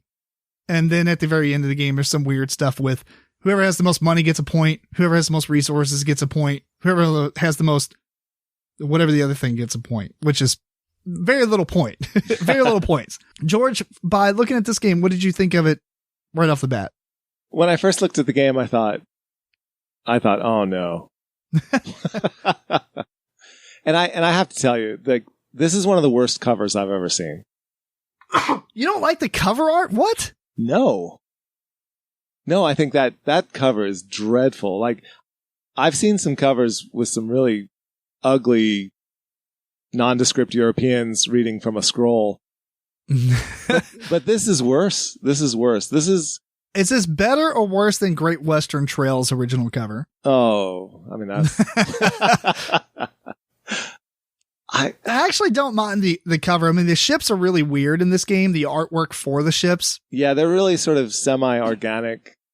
I have to say, I like the creativity, though. There's so many different kinds of ships, and they all have very, very different looking builds. Most of them look stupid. One looks like a chicken on a rotisserie. Yes, but listen, so does the one on the cover. The one on the cover looks stupid, too. Yeah, if you think the one on the cover looks stupid, all of them look similar to this in like just weird, organic, just weird shapes. Yeah, it didn't do it for me, but I do like the creativity of coming up with all the shapes. Fair enough. So yeah, what about the gameplay? No. Did you check out some stuff on this one? Yeah, so yeah, this one, the gameplay, it seems really straightforward, and I like the way that the auction works. Yes, that's very clever. And then you still get something. You never get nothing. You'll get the money even if you don't win. And sometimes you'll want to bid somebody up just so that you, in the end, lose and they pay more to get what they want. It's not like you can bid them up by multiple bidding, but just when you place your bid, you place a higher bid, still hoping that you lose and get the money. In practice, here's how that works. if you're the first person to bid, you can bluff and be like 11. And people That'd are like, whoa. It's like, dang, I really want to go first on this. Okay, 12. And the next person's like, dang it, I really want 13. At that point, it works out. But if you're like playing like 5 players and the second person or third person puts in, first person's like 6 and 8, you putting in 7, doesn't help you. It doesn't help you because unless you're the lowest player, because you either have to pass or bid. And if you bid, you're in. You're going to spend that money unless you happen to be the lowest bidder. Right. But maybe you didn't need the top action. Maybe you just needed the second action. You can burn money if you have a lot of money just to make somebody else suffer for it. Yes. Yeah. But that seems like a not very used strategy, I guess. It's not something you're going to... Terrible.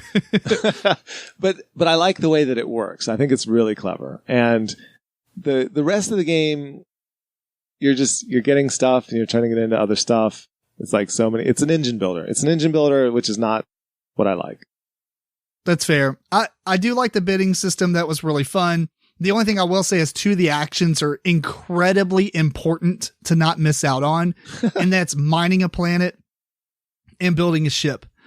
You can't miss out on income because you get it no matter what. The tribe thing doesn't really matter that much, or that many times, because once you've done it, you filled up on your ships. Now you need more ships to be able to hold tribes anyway. Right. So if somebody missed out on the first time and then you do it and you miss out on the second time, not a big deal.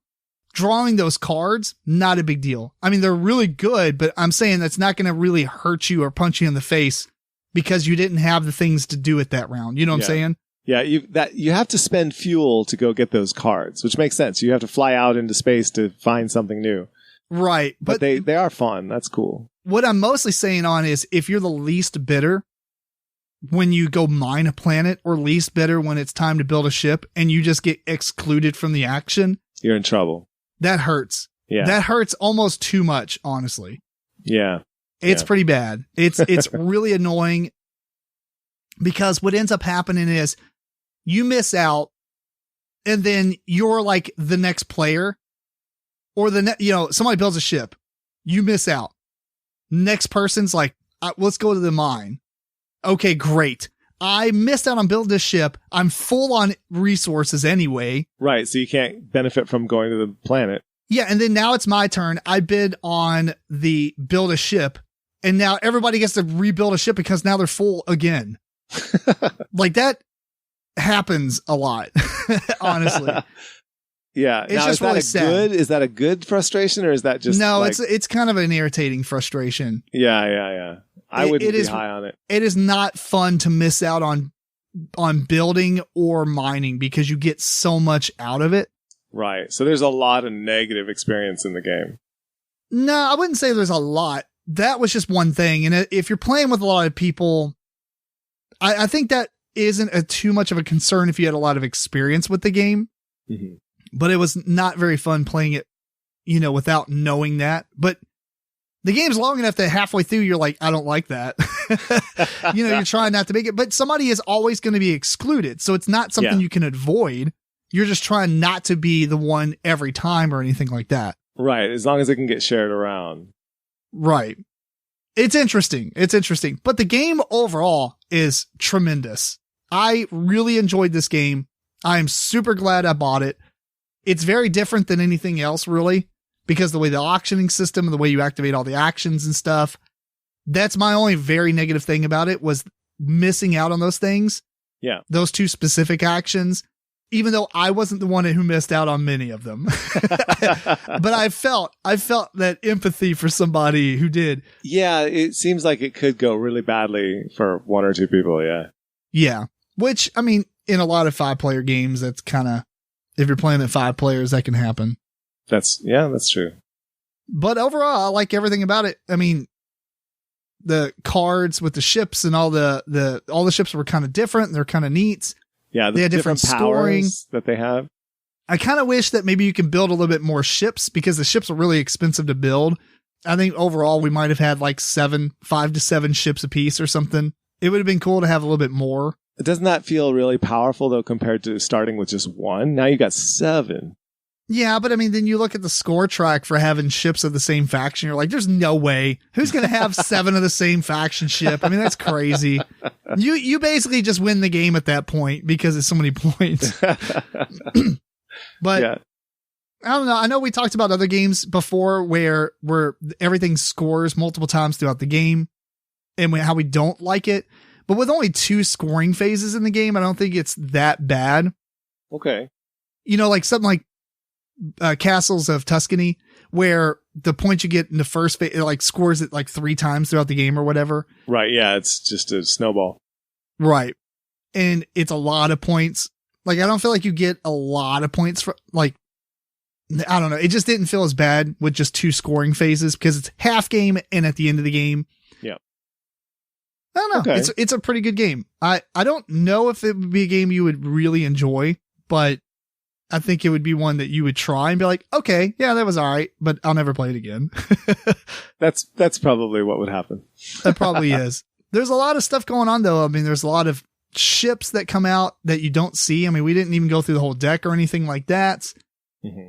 And the planets are kind of boring. They're basically just different amounts of resources or whatnot. Right. Yeah. The action cards or the explorer cards and stuff are really fun. A lot of those are really good.